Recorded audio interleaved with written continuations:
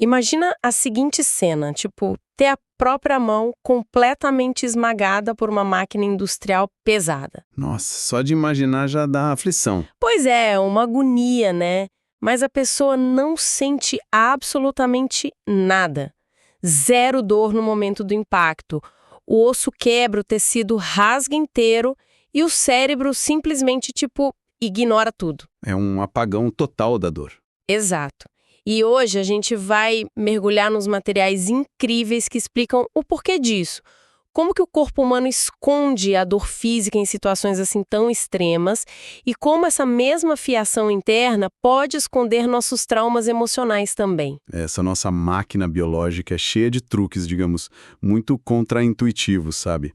E o que a gente tem em manos para analisar hoje ilustra isso de uma forma brilhante. Com certeza. De um lado, a gente tem uma apresentação de slides técnica super detalhada mesmo, sobre a anatomia celular do nosso sistema nervoso. Bem densa. Sim, bem densa. E do outro lado, a transcrição de uma aula universitária que é, assim, fascinante. Uma aula sem filtros, recheada de histórias clínicas bizarras, diagnósticos que deram muito errado e reflexões profundas sobre a química que dita o nosso comportamento. A grande missão desta nossa imersão de hoje é pegar essas fontes e simplesmente implodir uma ideia muito enraizada que a gente tem na sociedade.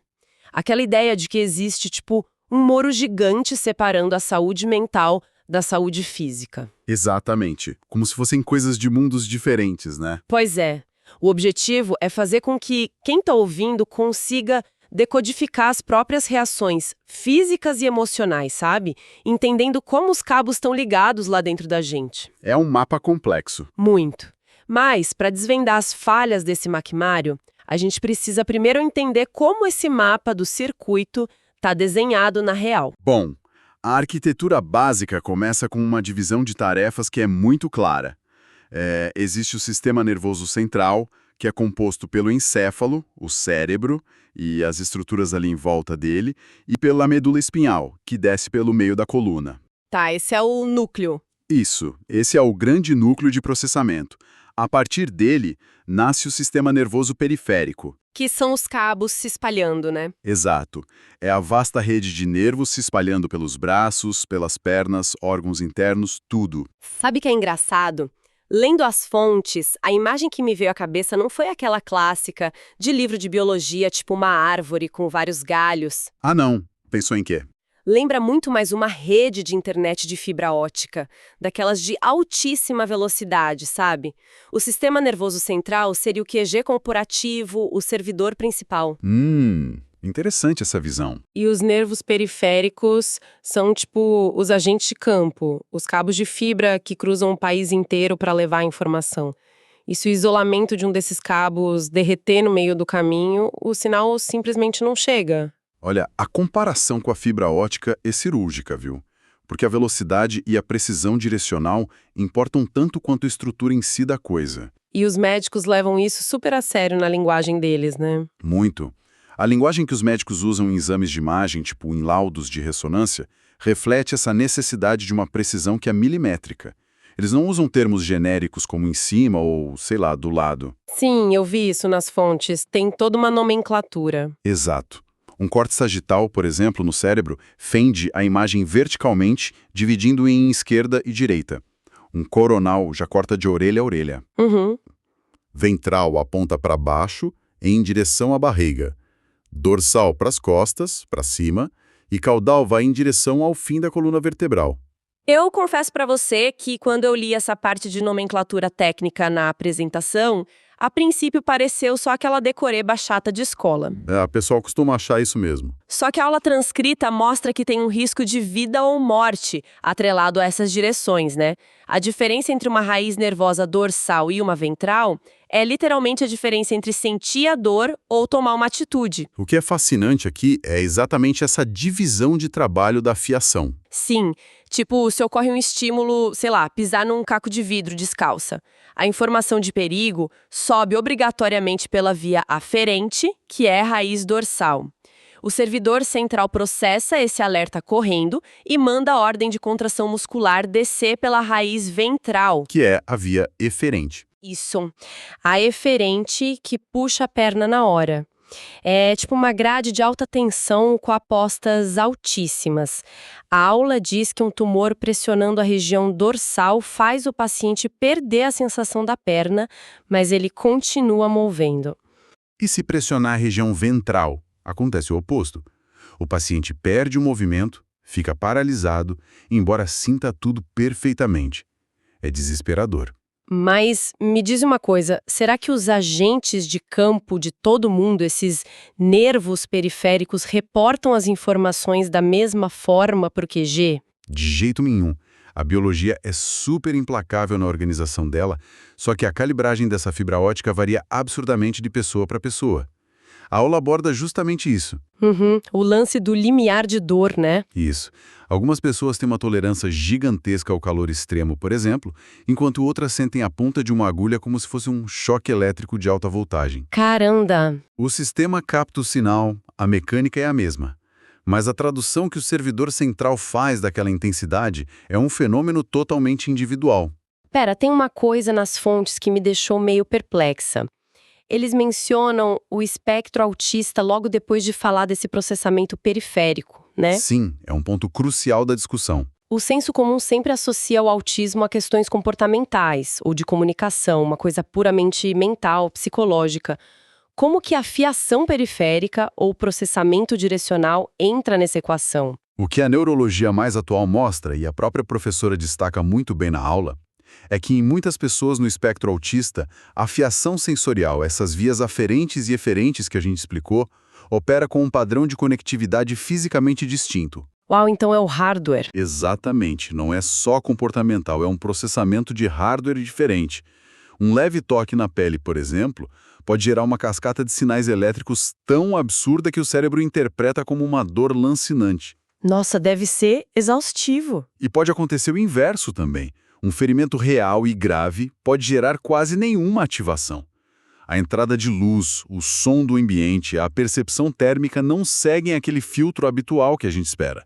O cérebro ali está lidando com um volume de dados que a maioria de nós não faz nem ideia. Cara, isso nos leva diretamente de volta àquela história chocante do aluno com a mão esmagada.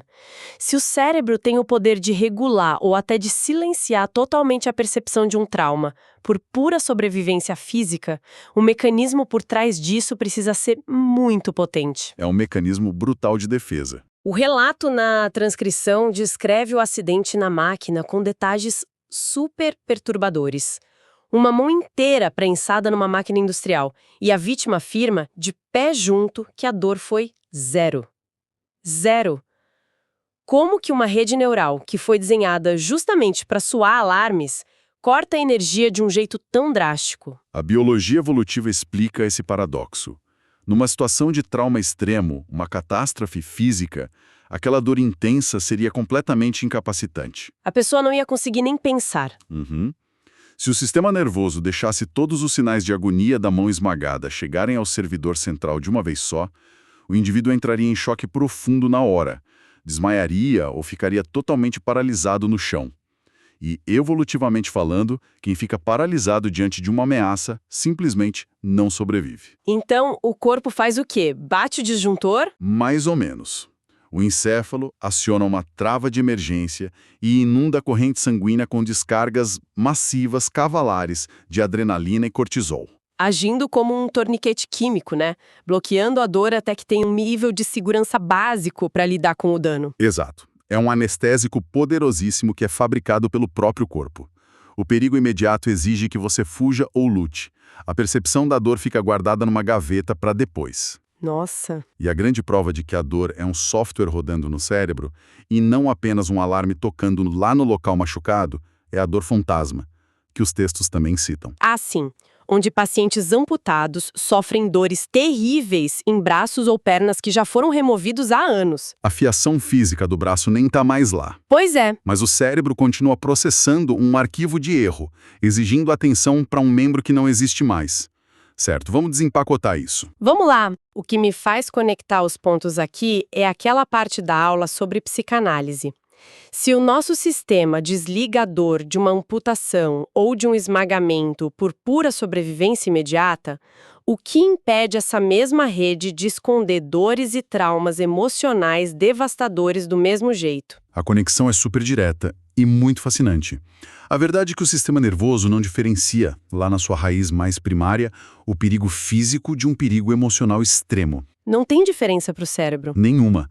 Uma decepção avassaladora, a perda súbita de alguém que a pessoa ama, ou um cenário de terror psicológico constante, tudo isso pode sobrecarregar o circuito de forma igual. O cérebro vai usar a mesmíssima trava de emergência temporal. Caramba, ele anestesia a emoção. Sim.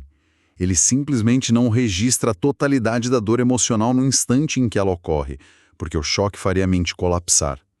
Aí a psicanálise entra mostrando como essas informações ficam reprimidas, fracionadas, e começam a vazar aos poucos ao longo dos anos, muitas vezes na forma de sintomas físicos mesmo.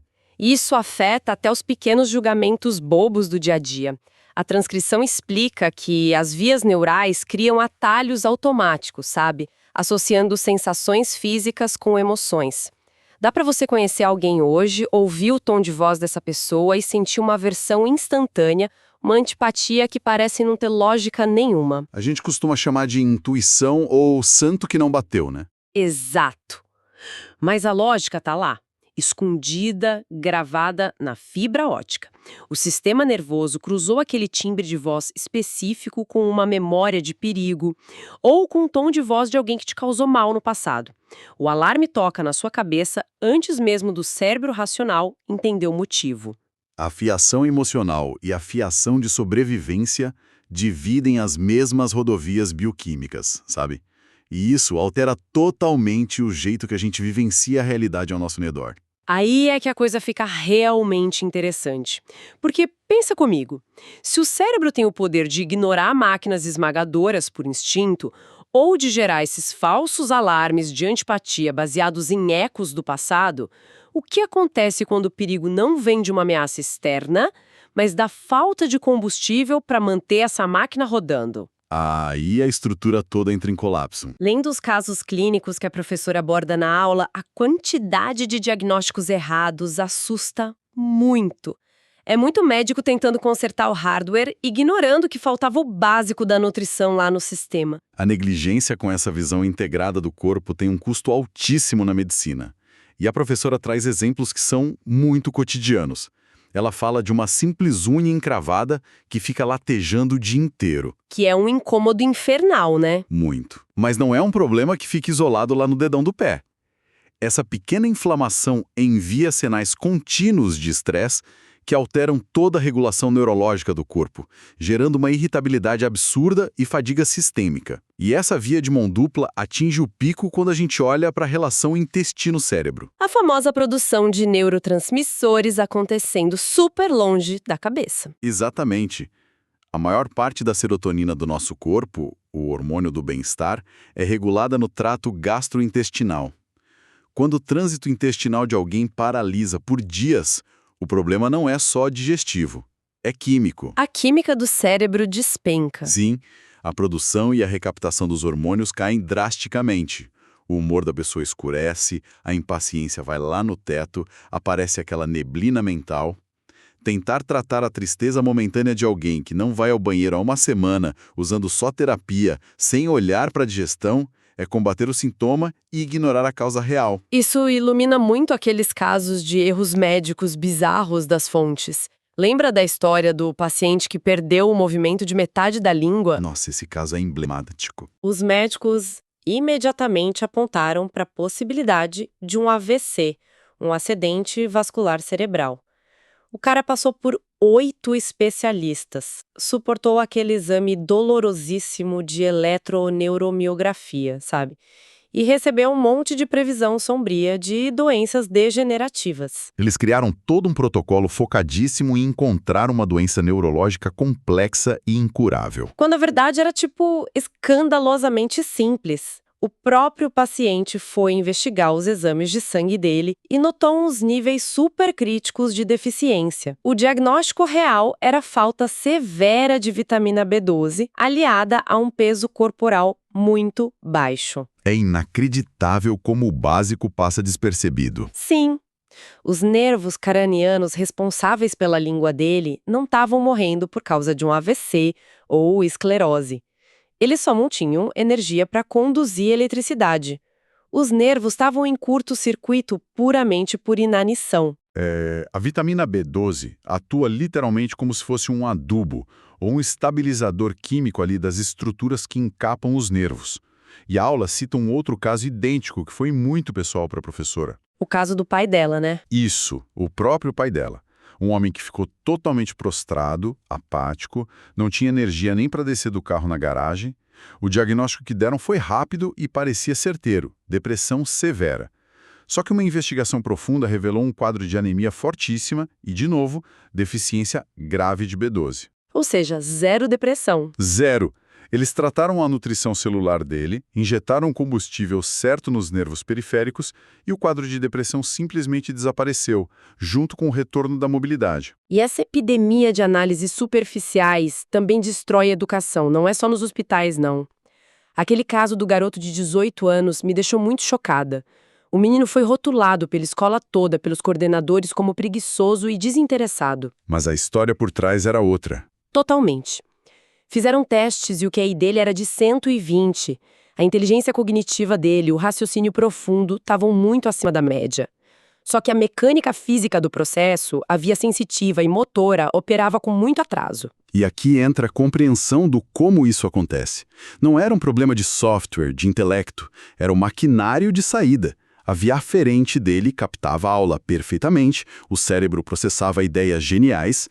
Ele entendia tudo. Mas na hora de enviar a ordem pela via eferente, aquela coordenação motora fina para escrever uma redação rápido no papel, tinha um gargalo fisiológico grave.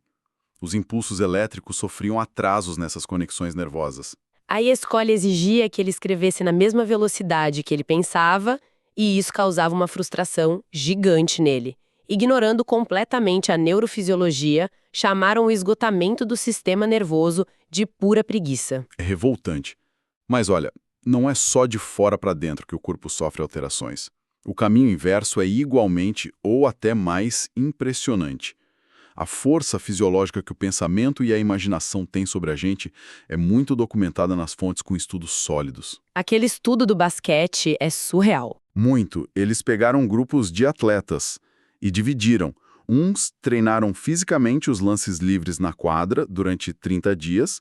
O outro grupo foi orientado a apenas imaginar vividamente os movimentos na cabeça, sem encostar um dedo na bola. E o aumento de performance no final dos 30 dias foi quase idêntico para os dois grupos, né? Exatamente. O mecanismo que explica isso é a neuroplasticidade baseada na intenção. Quando você imagina um movimento com um nível de precisão muito alto, focado nos detalhes, o cérebro dispara os neurônios motores no nível subclínico. As vias neurais responsáveis por aquele movimento vão sendo fortalecidas eletricamente. Como se estivesse malhando. Exato. Os cabos ganham eficiência só pela pura repetição cognitiva do pensamento. Mas, sabe, a visualização no esporte até que parece algo normal perto do que acontece com a endocrinologia feminina nesses materiais. O caso do aleitamento induzido é a prova cabal de que a mente molda a carne. Nossa, essa pesquisa é fantástica. Mães que já não produziam uma única gota de leite materno há vários meses foram colocadas nos processos guiados de imaginação hiperfocada no ato de amamentar. A tarefa era só focar a mente no cheiro do bebê, no toque, na imagem nítida da amamentação. Sem nenhum estímulo físico real ou hormonal de farmácia. Sem remédio nenhum, e as glândulas mamárias voltaram a secretar leite. O pensamento puro, solitário, foi capaz de mudar a cascata hormonal de todo um organismo humano. Fica impossível manter aquela divisão boba entre o mental e o físico perante fatos biológicos pesados assim. A química que é gerada por uma emoção tem peso, tem densidade e consequências físicas que a gente consegue medir. Mas para entender como um pensamento, a falta de vitamina B12 ou até o excesso de açúcar danificam ou consertam a nossa rede neural, a gente tem que descer lá no nível molecular. A gente precisa olhar para a textura dessa fiação, né? Isso, olhar bem de perto. E a professora usou uma metáfora maravilhosa na aula para explicar o tecido conjuntivo dos nervos periféricos. Ah, eu ri alto lendo essa parte. Aquela estrutura do epineuro e perineuro que abraça e protege as fibras por dentro do corpo humano. Sim, e a comparação que ela faz não teve absolutamente nenhum glamour acadêmico. Nenhum. Ela mandou os alunos pensarem simplesmente na pele da linguiça natural, sabe? A pele do embutido lá e a parte muscular seria tipo aquela carne de vaca fibrosa. Olha, é uma imagem super visceral, dá até uma certa gastura, mas do ponto de vista anatômico, é incrivelmente precisa, viu? E é exatamente por quebrar aquele distanciamento clínico de laboratório que funciona. Pensar naquela membrana meio transparente, resistente, que segura todo o conteúdo ali sob pressão, faz a gente visualizar perfeitamente as cápsulas que blindam as nossas estradas de nervos corporais. E junto dessa membrana tem uma gordura muito essencial protegendo os fios mais sensíveis, a tal da bainha de mielina. A bainha de mielina é, fazendo uma analogia, o isolamento de borracha envolvendo o fio de cobre da sua casa. Ela garante que a corrente elétrica viaje super rápido e não cause curtos-circuitos pelo caminho. Fundamental, então. Muito. Só que algumas doenças cruéis focam especificamente em destruir esse isolamento de borracha. A esclerose lateral amiotrófica, que a gente conhece como ELA, é um exemplo doloroso que a aula traz. A doença vai corroendo lentamente essa capa de mielina. E aí o sinal se perde. Exato. O cérebro lá no QG continua enviando as ordens normalmente, mas como não tem o isolamento, a eletricidade se dissipa na água do corpo antes de chegar aos músculos. O resultado é a paralisia progressiva. O cabo de fibra ótica derrete por dentro. O que nos leva a pensar nas coisas que corroem esses cabos silenciosamente. No nosso dia a dia, no longo prazo.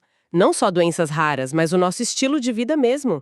O texto aborda muito como esses grandes nervos dependem de microcapilares sanguíneos para poder receber oxigênio e os nutrientes.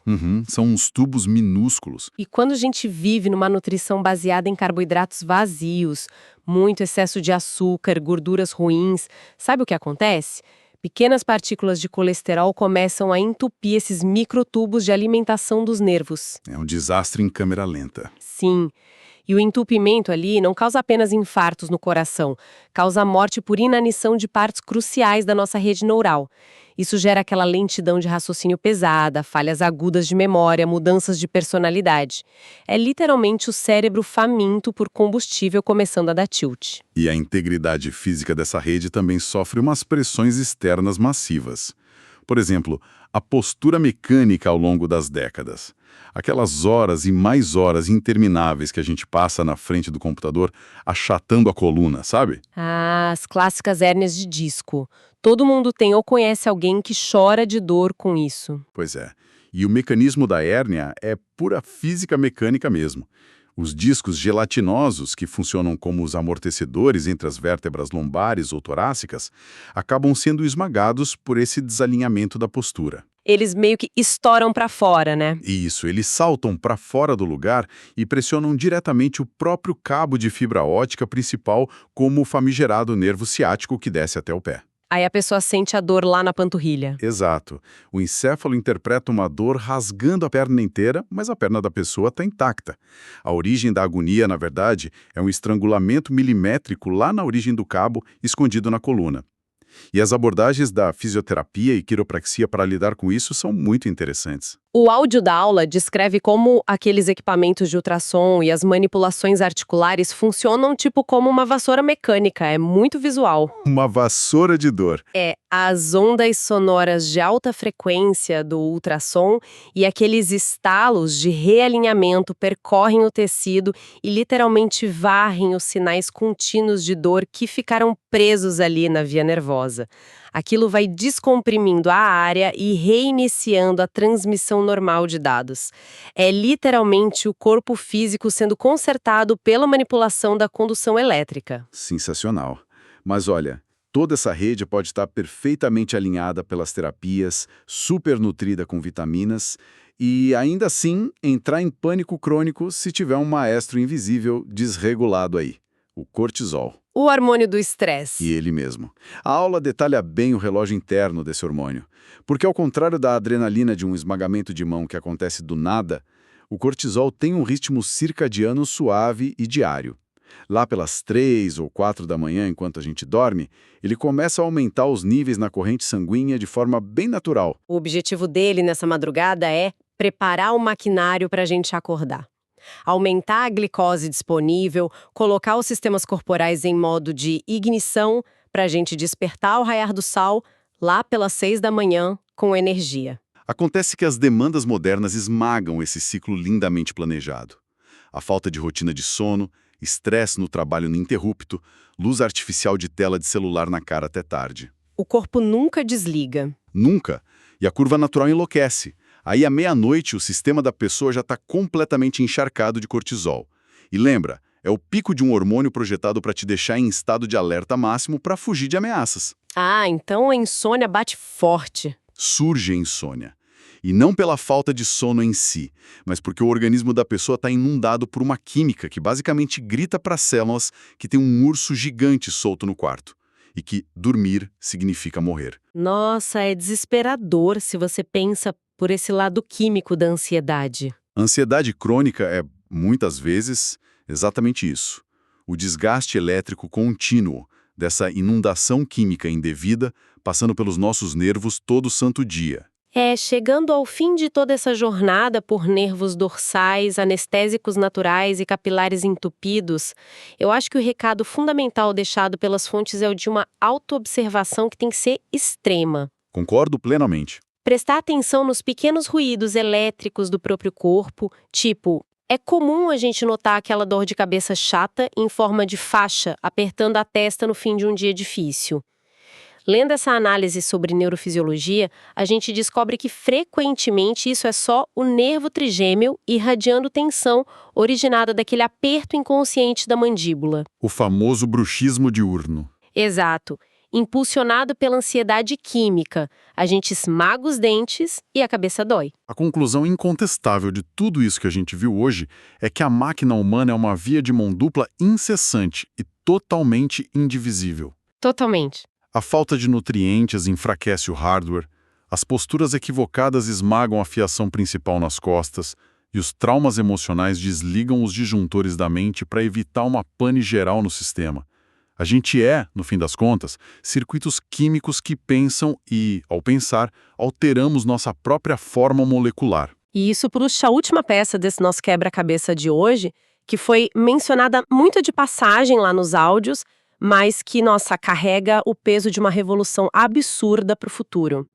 Tem um momento lá que eles falam sobre um banco de saliva que é mantido pela Universidade de Coimbra. Sim, essa parte de explodir a cabeça. Utilizando um cotonete com a saliva humana de uma pessoa, os pesquisadores conseguem mapear a carga de estresse, a memória genética de traumas e o nível de desregulação de cortisol daquele paciente. É um nível de acesso à informação impressionante só pela saliva. E logo depois a aula comenta sobre engenheiros de software e especialistas em inteligência artificial ocupando as carteiras lá nas aulas de neurobiologia, estudando de perto o disparo elétrico das sinapses humanas. Sim, e o interesse desses profissionais de tecnologia não é curar ninguém, não é um interesse médico, é puramente arquitetônico. A fiação que a gente teve desconstruindo hoje obedece a umas regras de processamento de informação de uma precisão impecável.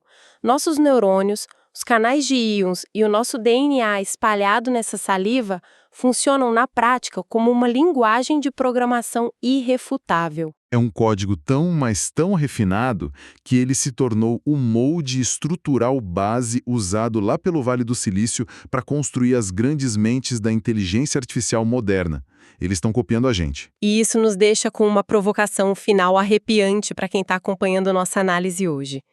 Pensa só, se as emoções e dores físicas são transmitidas por cabos que seguem uma linguagem de programação genética exata, se as nossas experiências, nossos traumas de infância, estão todos decodificados na química da nossa própria saliva, será que a terapia psicológica profunda do futuro ainda vai exigir décadas sentado num divã conversando? É uma excelente pergunta. Ou será que a gente vai chegar num ponto em que o alívio de traumas severos não vai ser feito com palavras, mas sim reescrevendo diretamente o código genético do medo e da ansiedade, usando comandos químicos ultra específicos?